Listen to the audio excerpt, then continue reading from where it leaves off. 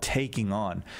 But for Mary, it's completely just a free gift of God. The fact that she is conceived without sin. And conceived according, I think, to Thomas Aquinas. I can't remember if it was, because I know this from Father Hugh Barber, our chaplain. And I'm pretty sure... Who is the font of all knowledge, actually. Yeah, he is, actually. He's the real one. Full of grace also refers to the fact that she's conceived and given an abundance of grace so great that if you added up all the grace given to all the saints and angels, it would be less than what Mary received. Wow, that's interesting. So that, I think that's an Aquinas thing. So, but... And we don't say that because that's how God had to do it. God did not have to do it that way, but that it's fitting. Yes. That God's mother, the one who would be the mother of God, would be just filled with all good things and would never be touched by the taint of sin. Yeah. Okay, so let's just real quick then on the title Mother of God. Not everybody is bothered by this, but there are quite a few Protestant people who are bothered by this title, Mother of God. Does it bother either of you? It doesn't. But recently we've been hearing a lot about this.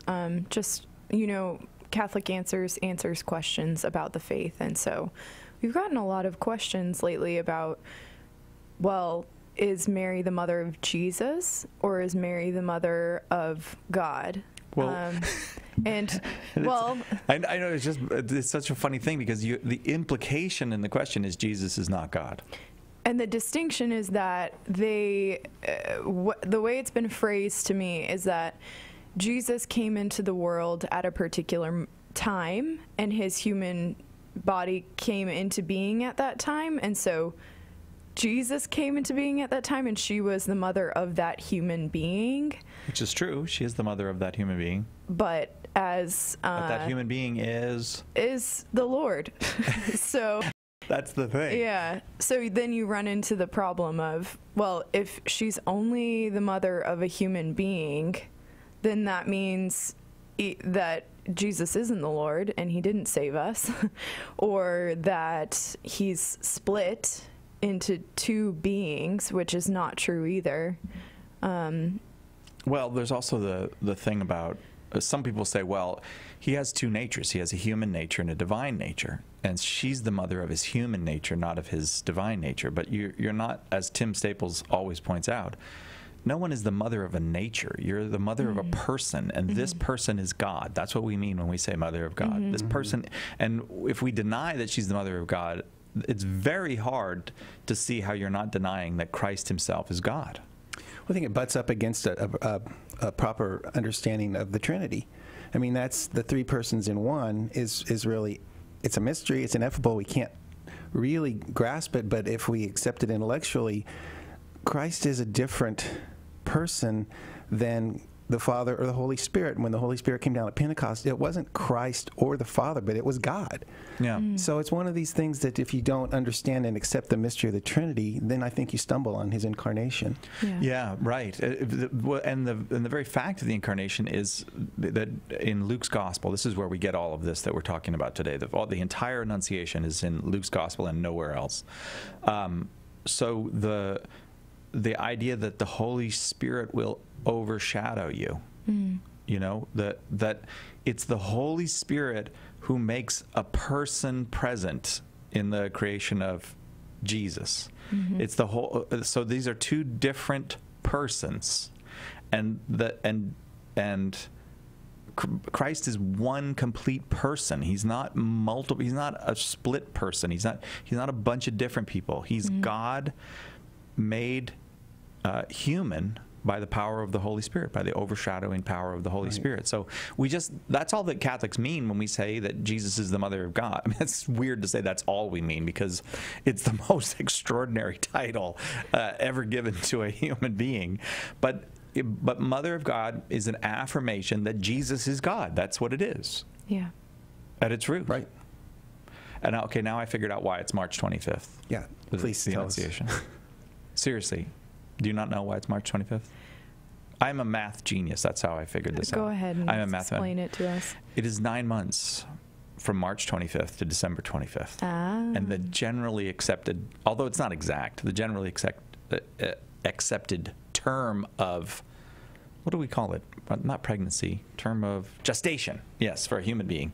Mary would be pregnant, Jesus would be gestating, is 9 months. Wow. Yeah. Now, Isn't did you that- figure this out on your own, Sire? I've been talking certain to things have Jimmy been Akin. explained to me recently, and I have taken those and applied my own logic and mathematical skill. That's So we brilliant. don't know. Like, for anybody who gets upset about this, it is true.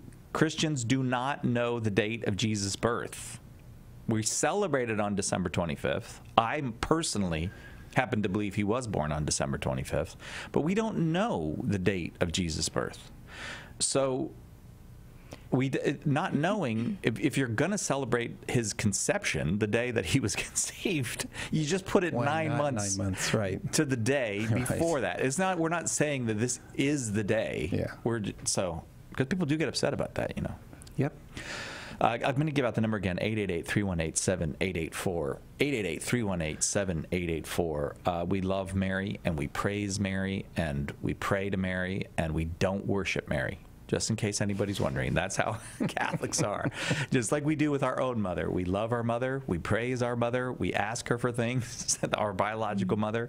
And I try to ask her for fewer things now. You know, now that she's 85, I try to ask her for less, but I'm glad. Yeah. But she's still good to me, my mother. She keeps biscotti in her house, even though she doesn't eat biscotti, because she knows I love biscotti. Isn't that a good mother? Yeah. That is Like a I good go there, mother. and then even if I don't want it, I have to eat it. You know? Oh, such a It's a you're terrible a burden. saint. Thank you, Marie. So few people notice that I'm On your saying. holy card, it'll say, He ate would her always biscotti." eat biscotti. Yes, exactly. What a burden. It was such a slow news weekend. There was nothing happened this weekend. It was let's so be boring. grateful for that. Nothing, For these- Yeah, let's be grateful. nothing dropped at 5:30 on Friday or anything like that. No, it was so. I wanted to turn on the news and watch, but I was like, why even bother? Basketball. Nothing. Oh yeah, Yeah, that's true. basketball, March Madness. Okay, we are of course joking. Yes. I have to say that of course we're joking because maybe people don't know how goofy we are here. But okay, I'm going to tell you. Maybe you guys did not hear this, but Robert Mueller's report dropped, and now it's over. 22 months of investigations of the president. You guys were not aware of that, huh? I didn't know that. Well, I was aware of it, but I heard Rachel Maddow over the weekend. She said it's just the beginning of something. That's the thing. It's who knows? never ending. Of course, all dramas are never. I mean, it's certainly the case that television news makes its money off of drama. Whether there is actual drama or not, there has to be drama. Every day has to be a historic day. Everything has to be urgent. You know. Right. I cannot believe when I actually watch cable news how every single one of those stations uses the words breaking news or alert. Like everything, there alerts, point, and it'll be right. like the weather. You know, we don't need an alert for the weather. I'm okay. I'm gonna be all right. Gosh. But of course, you know, this one high drama, and I'm with Rachel Maddow. I wouldn't let this go either. I mean, it's been so good for ratings. I mean, she's probably made millions off of this thing. Why let it go? But it brings up however one might feel about the president of the United States. It is certainly the case that many people have told us in no uncertain terms or implied night after night after night, this is a slam dunk case. There's no question that there's going to be crimes have been committed. There's going to be indictments and all that having to do with collusion. And here's what I feel like. If you're young and you haven't been around this block before, you know, like how many times have we seen this same drama play out? We build it up, we build it up, we build it up. Oh, wait, it's nothing. Like, are you concerned at all about Alar in your apples? Well, let me just tell you, before you were born, Marie, Alar in your apple. Do you remember this story? I sure do. Oh, yeah. Yeah. Alar. We shouldn't eat apples. The apples will kill you because they have Alar in them.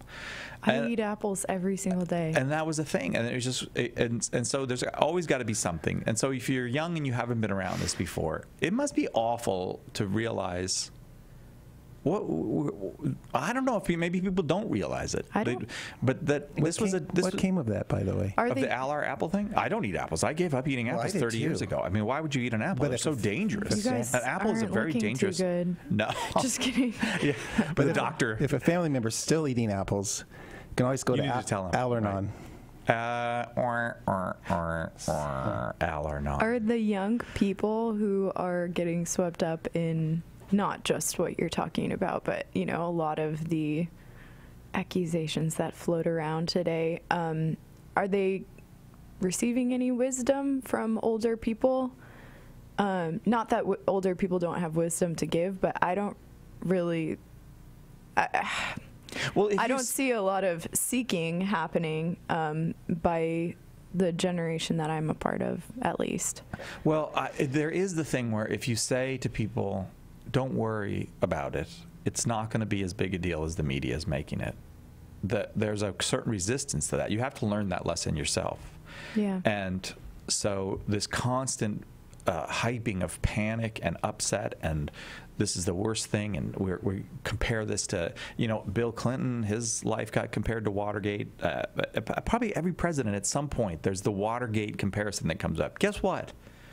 No president has resigned since Richard Nixon. Apparently, it's not all Watergate. Right. So at some point, stop believing it. At some point, just let it go. But I have well, anyway, I don't know. Were you shocked to find out there was no collusion with Russia, or were you? Well, I don't want to sound like some type of prophet, but the longer this is not just me, the longer the investigation wore on, I think the less and less people thought it would be a slam dunk. Yeah. Because if it were a slam dunk, you would have found the evidence sooner, and you would have, released the report sooner. So the longer it went, I just assumed that there wasn't going to be much, to be honest. Well, I feel like there's this power that news media have to create an impression, and for that impression itself to become the reason for the news to exist.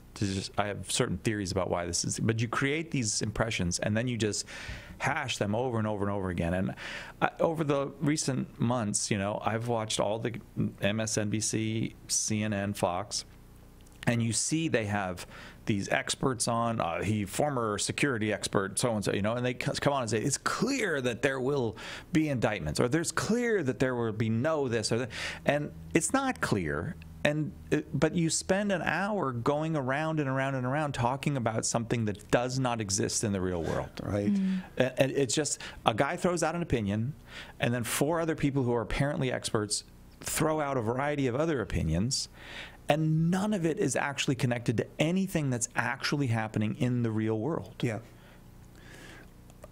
I wonder that all the time because I watch some of those same stations, not as little as I possibly can, but you see the same talking heads over and over, and they seem to get it wrong, and yet somehow they're still considered an expert. Right. That really gets me. Like, you'll see people prognosticating about this is going to happen, and then this is going to, and it doesn't, and they're back on like a month later, and no one says, "Hey, you screwed up. You were completely wrong about that." Yeah. They're still asking them about new things and asking, and like they're experts. It's like, I can't believe this guy. He was wrong the last 2 or 3 times. Why do they still? Because it's a machine. It is. It's Or just a big echo chamber. They'll bring someone on who's of the opposing opinion or of the opposing view, and then just rip them apart and not let them really speak.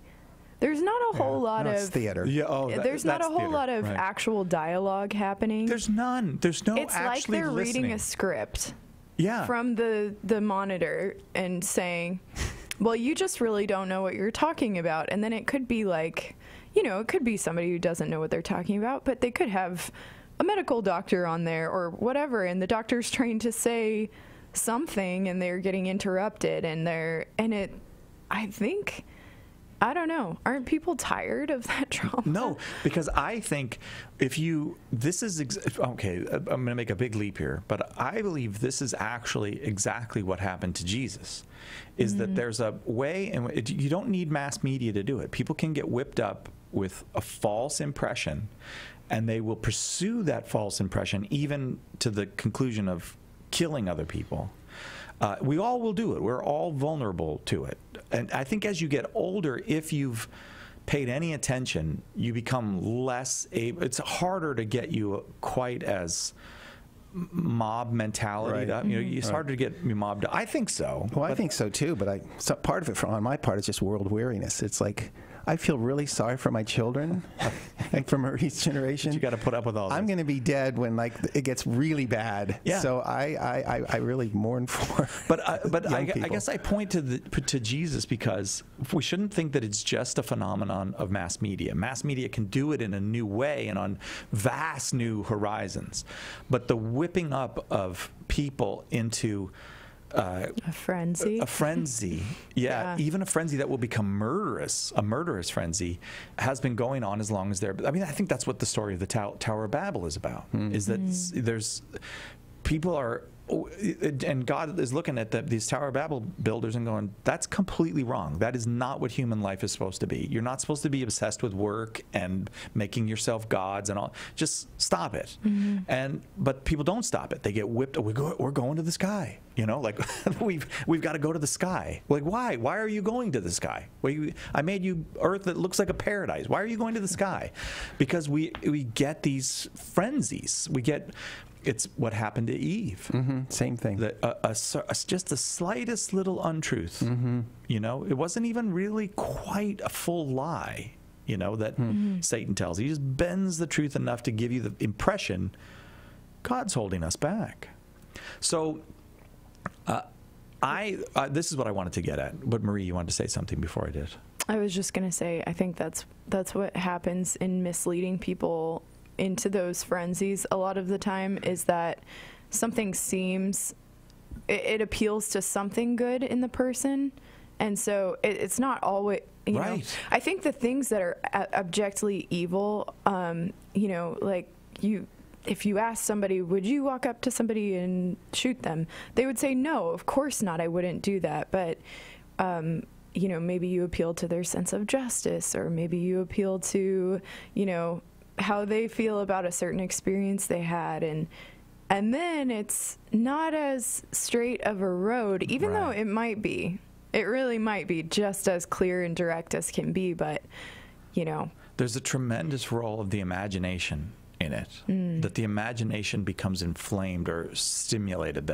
That's certainly what the book 1984 is about, in a way, that you manipulate people into, we must fight this enemy, and then when you can even change the enemy and people will almost not notice, as long as the imagination is that we've perceived some slight and I think that's what the book of Genesis is pointing out in that story of Adam and Eve. Is it's not just us here.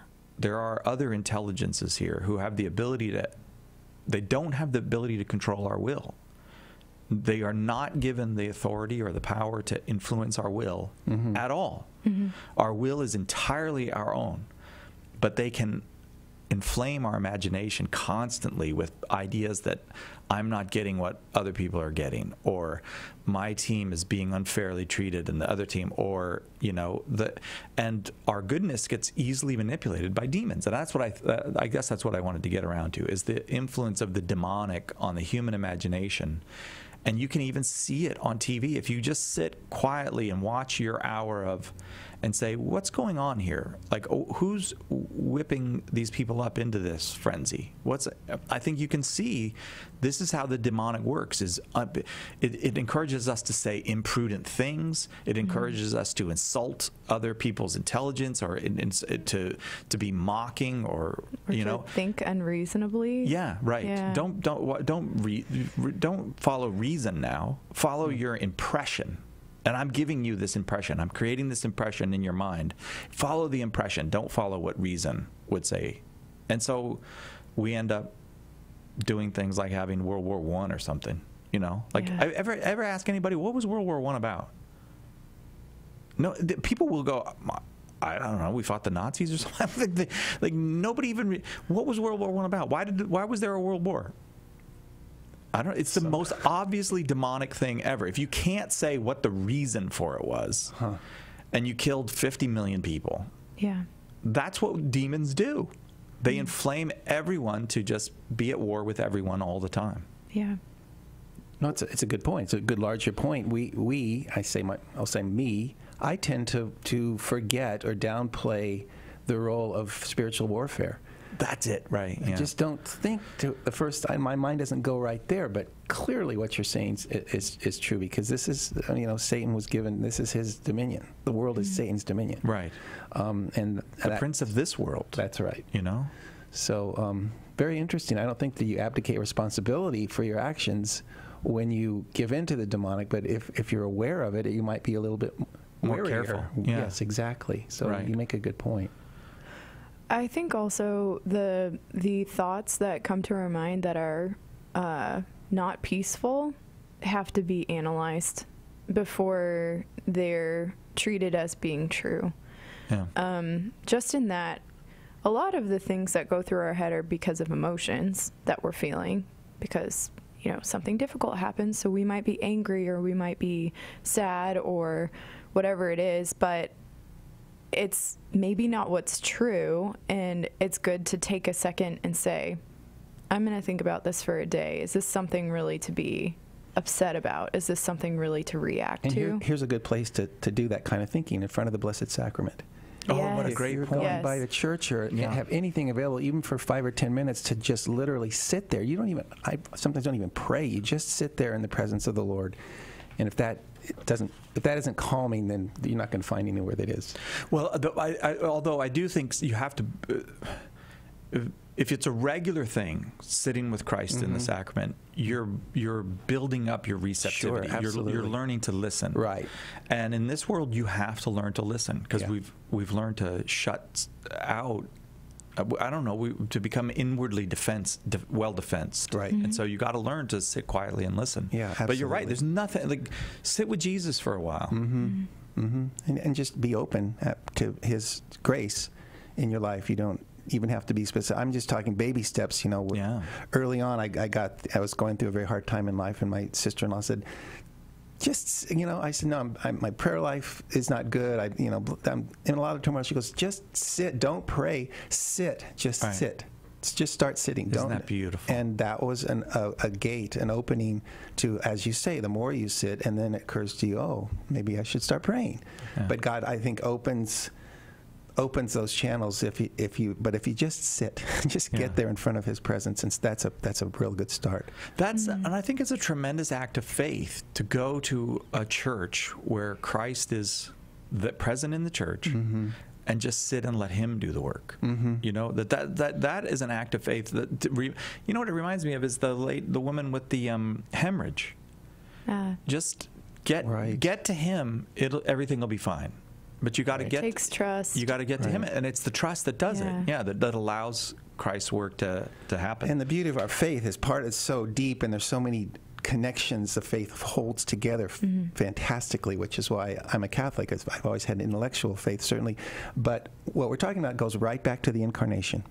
Christ present physically with us here on earth. He's given us, he couldn't be with us bodily, in terms of a human person, but he's given us his body physically to be in close proximity to. That's just, you can't even fathom that. No. It's an awesome thing. Right. It's an awesome thing, and the bread come down from heaven. The living water. There's the vine that we can become branches attached to. All of it is so. Just his presence is enough to radically change everything. Yep. But you just got to let him.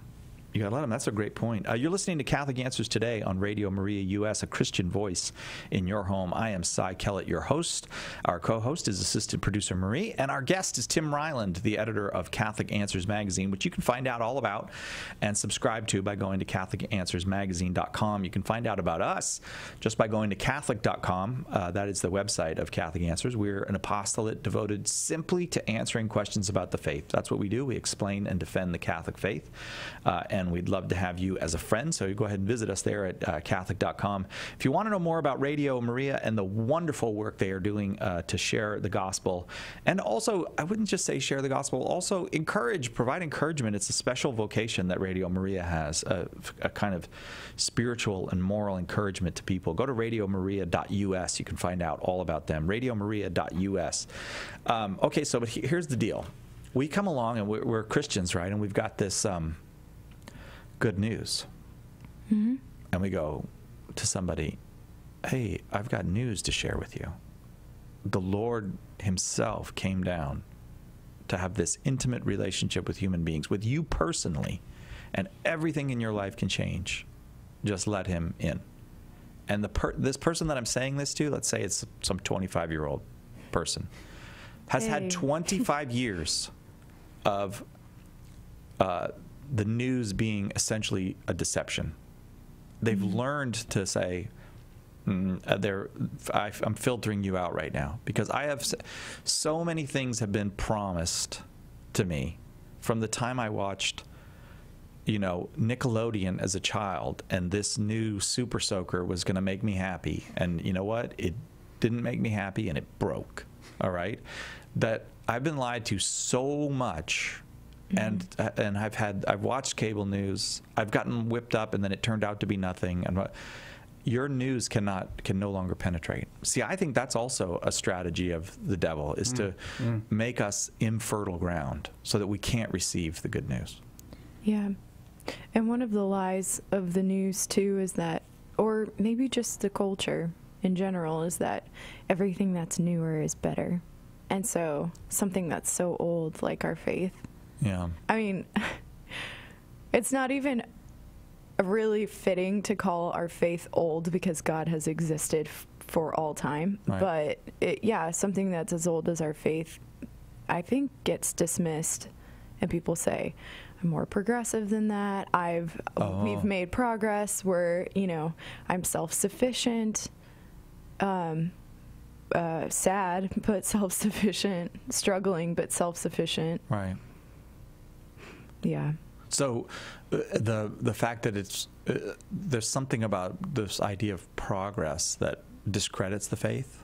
I think so. Like, people see it as a choice. Either I can accept modern progress or I can accept the faith, but I can't have them both. The funny thing is that I think when you approach things from an artistic point of view, and by that I mean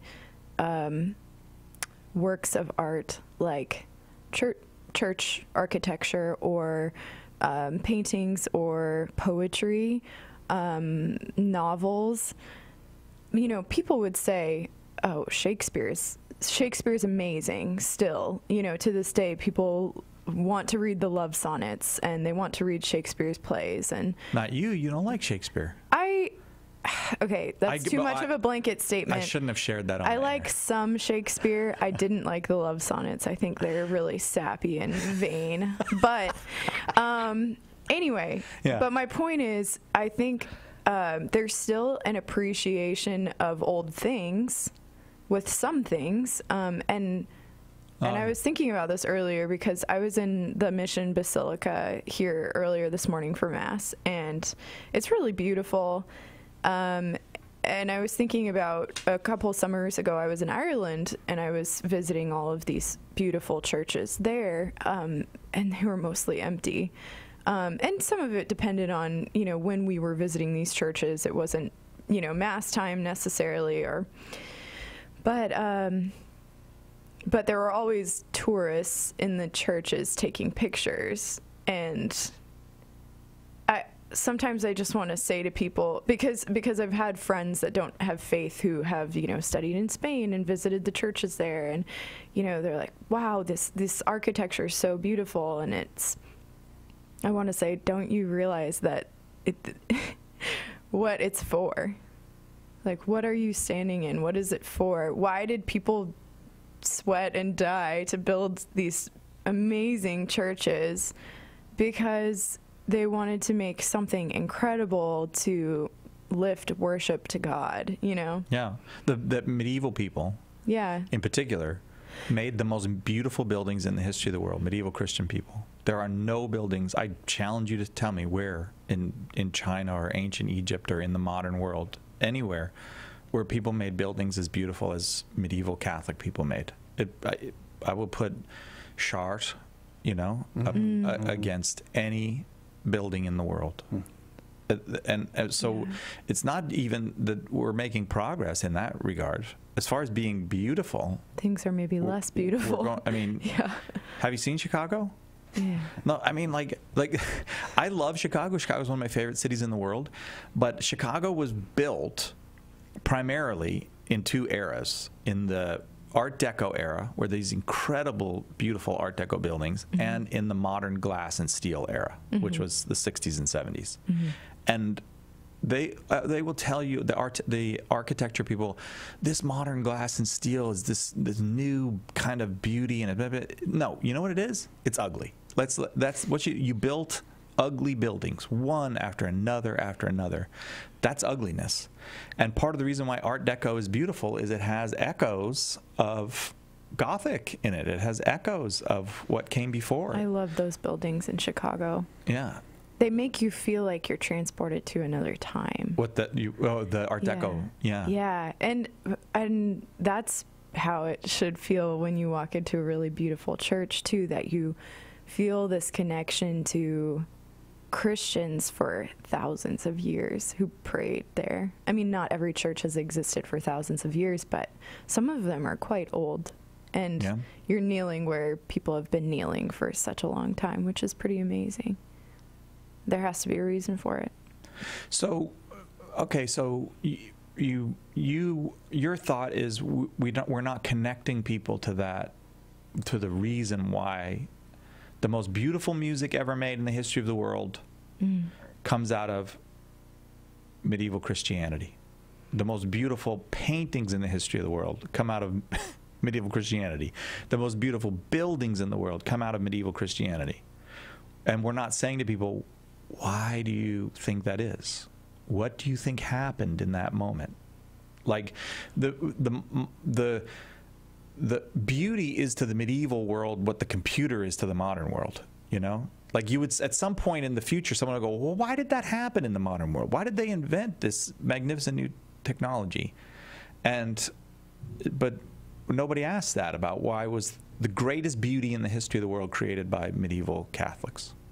Is that what you're... Yeah, and it wasn't because those medieval Catholics were necessarily more talented.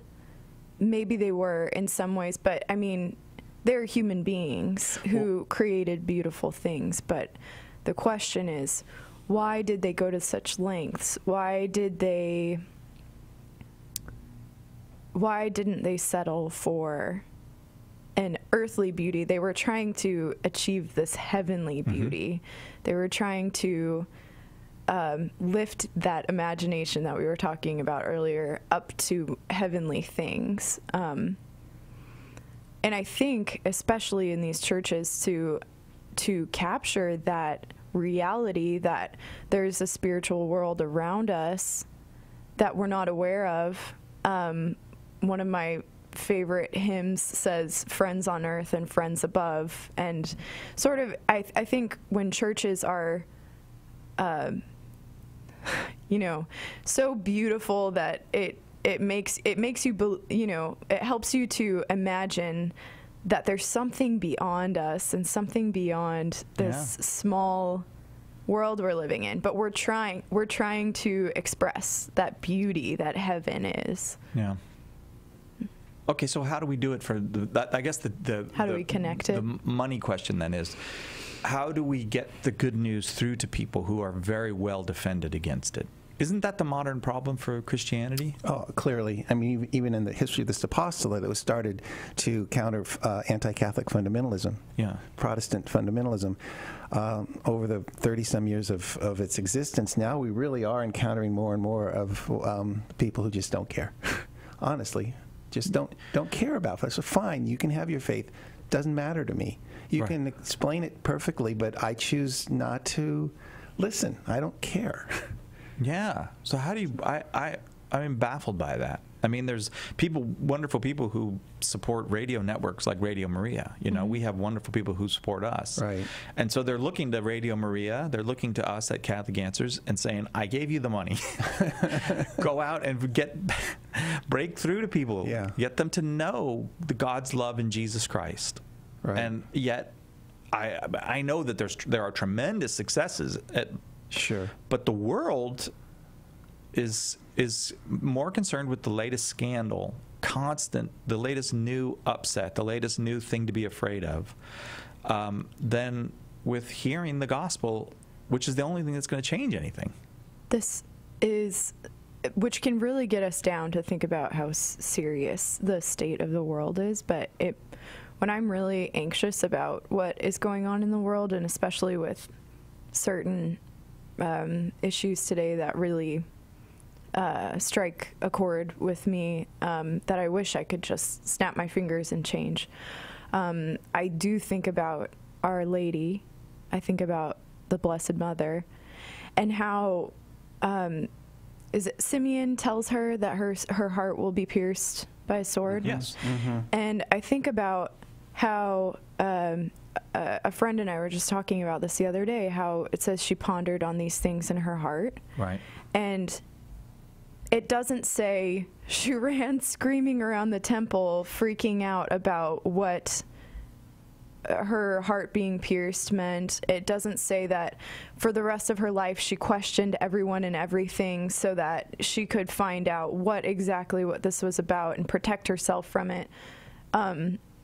She just accepted that God was going to hold her close in her future. And that's a fascinating point, Marie, because when you think about ancient myths, mm-hmm. they so often involve someone getting a prophecy and then becoming obsessed with that prophecy. Like, this is going to happen. Yeah. You know, Oedipus, for example, you know, and then the person becomes obsessed with that. But in Mary's case, no, it's just pure, simple trust. And what did she continue to do?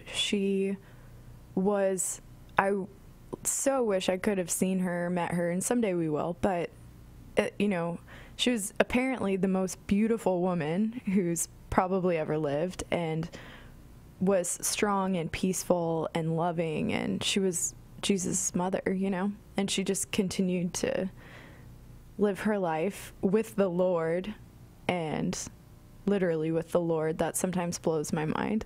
And I think it starts there, at least. Like, for people listening who are disheartened, it starts there. Trust. That time in the Blessed Sacrament, and drawing on God's strength and asking for the Holy Spirit to provide, and then trying to be a joyful, loving presence in the world, even when people are filled with hate. It is striking, though, to think about that on today as the Feast of the Annunciation, in what tremendously small ways God works. Mm-hmm. Like, he finds pretty much the most out-of-the-way place in the empire. I mean, the only way you could have got more out of the way would have been to leave the empire, go out to Germany or something, Mm-hmm. But so within the context of the Roman Empire, he finds the most, and a woman who is really a girl. I mean, hardly even a woman, and then kind of has an angel whisper to her, and that's the thing. I guess there's something in that but what do we take away from that, Tim? I don't know what to take away from it.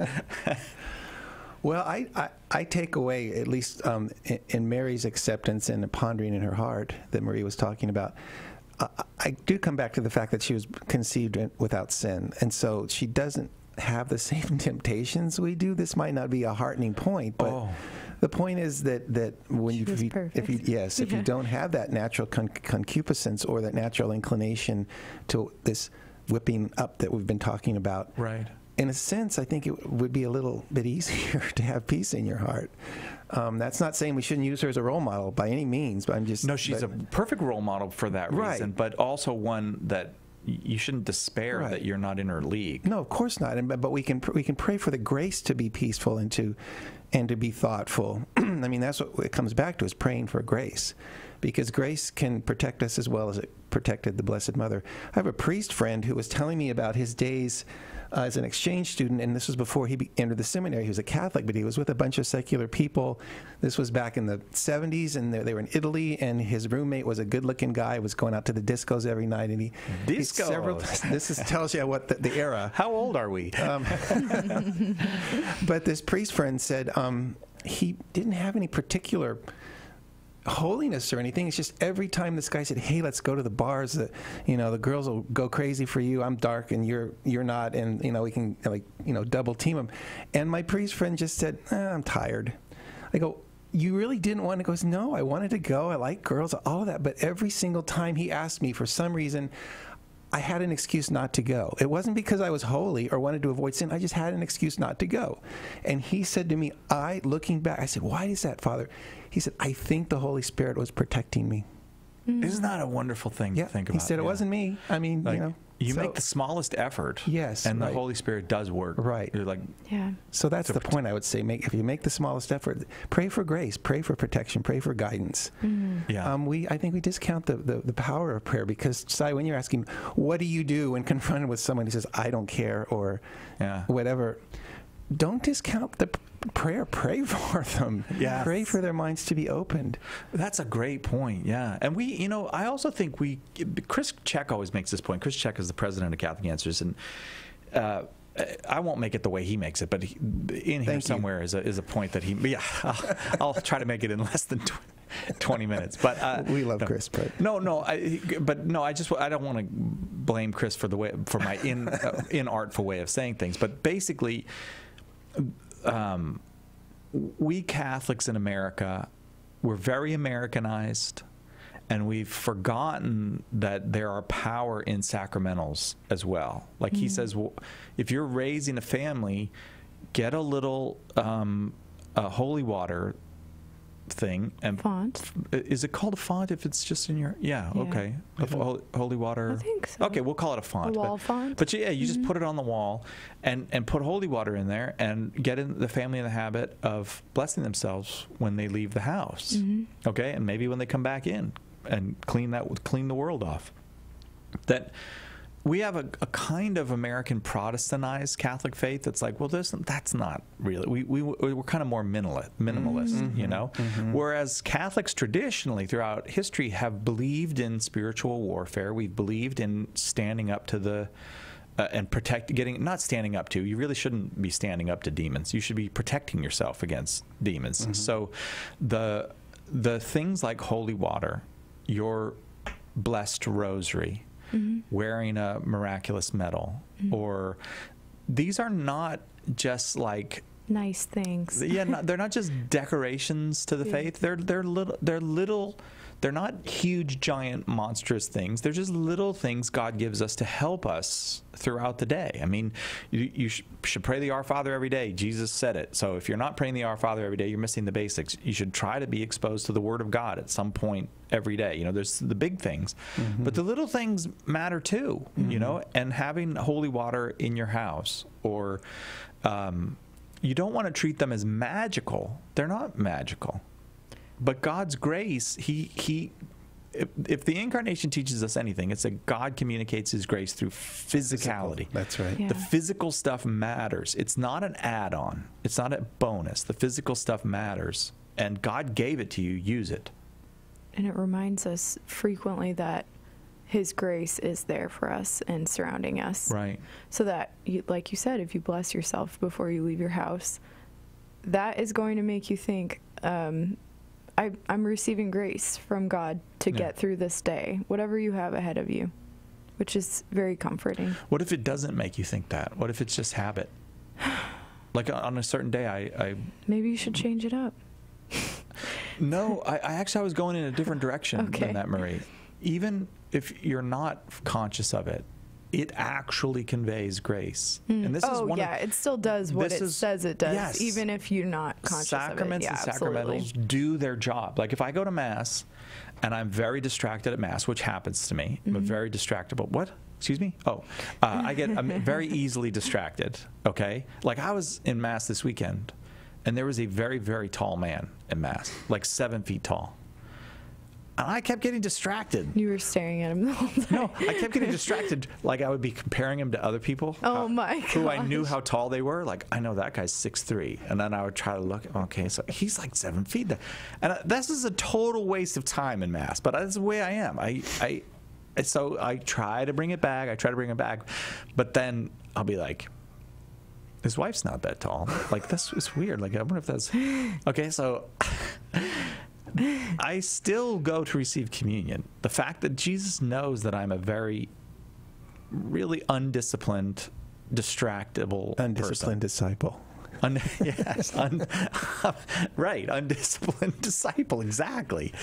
And but the grace of the sacrament is so overwhelmingly powerful.